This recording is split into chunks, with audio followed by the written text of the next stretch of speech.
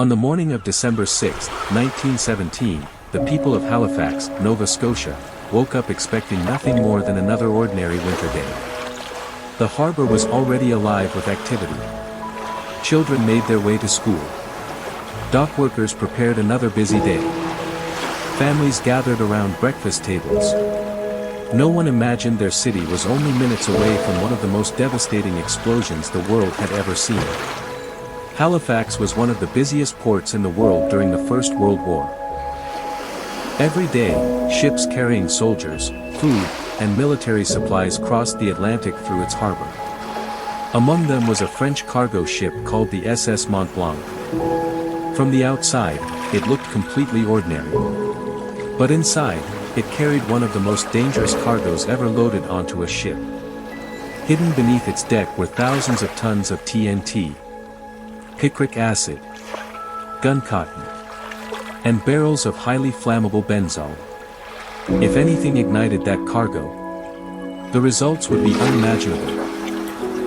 Yet almost no one in Halifax knew what the ship was carrying. At the same time, another vessel, the Norwegian ship SS Imo, was leaving the harbor. Both ships entered a narrow stretch of water. Signals were exchanged. Orders were shouted. Each crew expected the other to move aside. Instead, they kept getting closer. At approximately 8:45 that morning, the two ships collided. The impact wasn't violent enough to sink either vessel, but it was enough to knock over barrels of benzol. The fuel spilled across the deck, and within seconds, it caught fire. The crew of the Mont Blanc immediately understood the danger.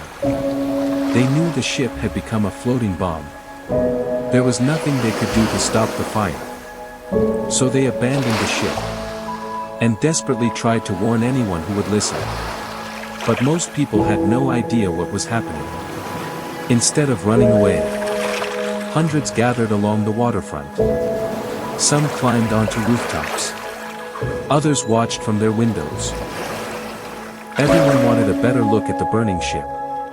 No one realized they were watching their final moments. For nearly 20 minutes, the flames continued to spread. The ship drifted closer to the city. Every passing second made the disaster worse. Then, at exactly 9:04 in the morning, everything changed. The Mont Blanc exploded. A blinding flash lit up the sky. A massive fireball swallowed the harbor. The blast wave flattened entire neighborhoods in seconds. Buildings simply disappeared. Windows shattered across the city. People were thrown through the air by the force of the explosion. The explosion created a powerful pressure wave, followed by a tsunami that rushed through the harbor. Ships were lifted onto the shoreline. Homes collapsed. Factories caught fire.